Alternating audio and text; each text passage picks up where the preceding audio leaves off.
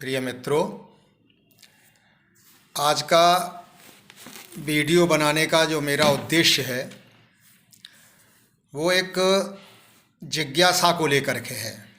एक साधक ने प्रश्न किया है कि इतने सारे लोग प्रतिदिन कथा भागवतों में आते हैं, प्रवचनों में आते हैं, इतने संत महात्मा प्रवचनकर्ता प्रवचन देते हैं और वहाँ लोग उसे प्रेम से सुनते भी हैं, फिर भी लोगों के मन में शांति और समाज में कोई परिवर्तन क्यों दिखाई नहीं देता। तो बंधुओं, मेरा ऐसा सोचना है कि जो लोग वहाँ जाते हैं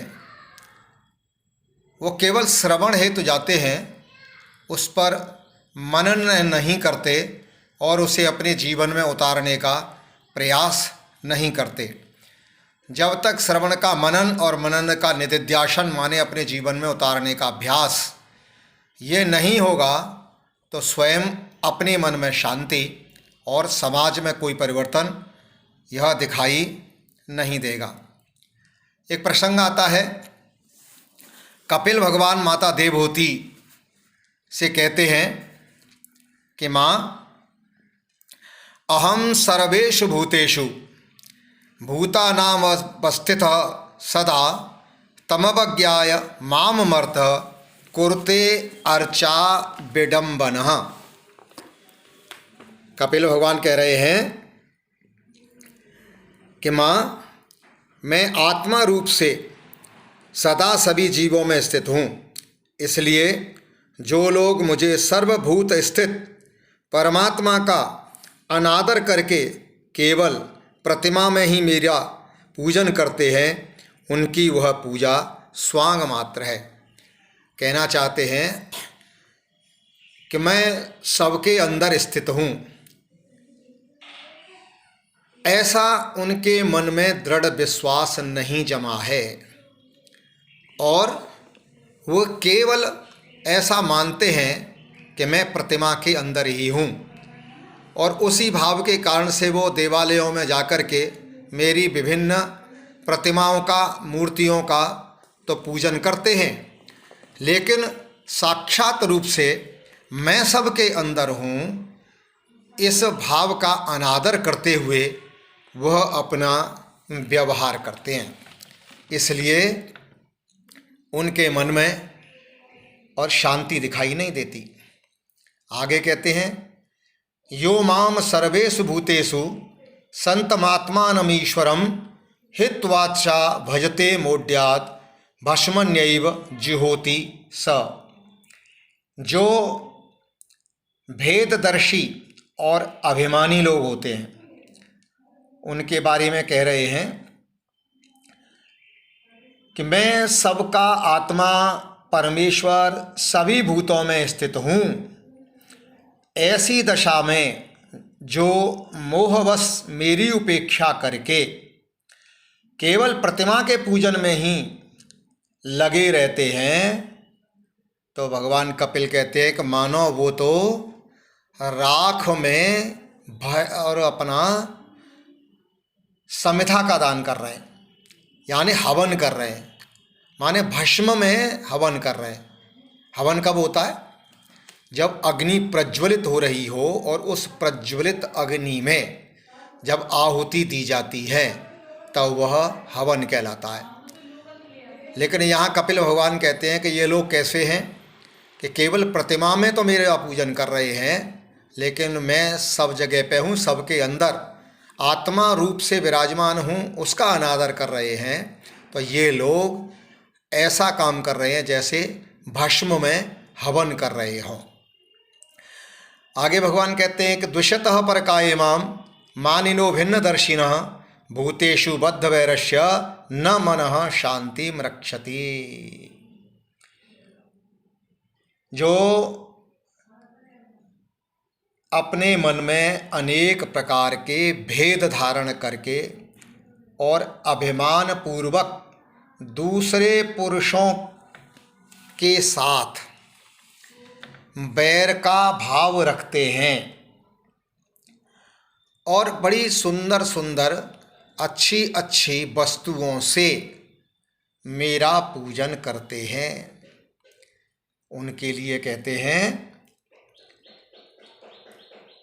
कि वो कितने भी विधि विधान के साथ में और मेरा पूजन करें तो भी उनके मन को प्रसन्नता प्राप्त नहीं हो सकती। क्यों? क्योंकि वो उनके मन में अंदर दूसरों के प्रति द्वेष का भाव पहले से विराजमान है, इसलिए वह दूसरों के अंदर भी मुझे स्थित नहीं देख पाते और वह बाह्य व्यवहार के कारण से लोगों को यह दिखाने का प्रयास करते हैं कि हम देखो भगवान की पूजा करते हैं और हम भक्त हैं। अहम उवाच्य द्रव्यै क्रियोत्पन्न या नघे नैव तुष्ये अर्चितो अर्चायाम भूत ग्रामाव मानिनः। भगवान कहते हैं कि जो दूसरे जीवों का अपमान करता है वह कितने भी प्रकार से, कितने भी विधि विधान से और मेरी पूजा करे तो भी वह मुझे प्रसन्न नहीं कर सकता। भगवान यहाँ माता देवहूति को उपदेश देते हुए कह रहे हैं जो गोस्वामी तुलसीदास जी ने रामचरितमानस में एक चौपाई के रूप में व्यक्त किया है कि सीय राममय सब जग जानी। यह भक्त का उत्तम लक्षण है कि सबके अंदर प्रभु को ही देखना। जब ऐसा भाव बन जाता है कि सबके अंदर वही एक प्रभु विराजमान है तो फिर आगे की स्थिति बनती है कि किसके साथ में द्वेष किया जाए।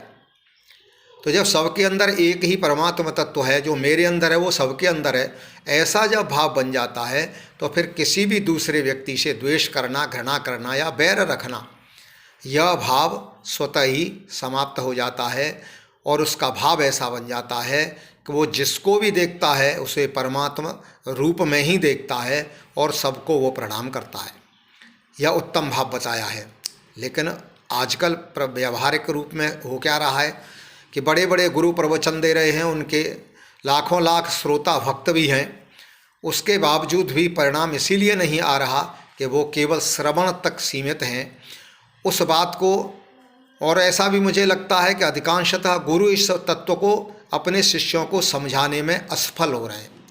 उसका ये भी कारण हो सकता है कि जो वक्ता है वो उसने स्वयं भी इस आत्म तत्व को अपने में स्वयं में धारण नहीं किया है, अपने अनुभव में नहीं लाया है, अपने व्यवहार में नहीं लाया है। तो जो समाज जैसा देखता है वैसा ही वो अनुवर्तन करने लगता है। ये इसलिए कभी कभी आपने विचार किया होगा कि जो श्रेष्ठ लोग होते हैं जिन्होंने इस परमात्म तत्व को अपने जीवन में अनुभव कर लिया है, उनके केवल स्पर्श मात्र से, उनके दर्शन मात्र से, किसी स्थान विशेष में उपस्थित हो जाने मात्र से ही वहाँ का वातावरण परिवर्तित हो जाता है, लोगों के मनोभाव में परिवर्तन आना शुरू हो जाता है। लेकिन ऐसे दिव्य लोग अधिकांशतः एकांत में रहते हैं और उस परमात्मा तत्व से अपने को संबद्ध रखते हैं। उनके संपर्क में जो भी पहुंच जाता है उस पर निश्चित प्रभाव पड़ता है और उनको शांति भी मन में मिलती है।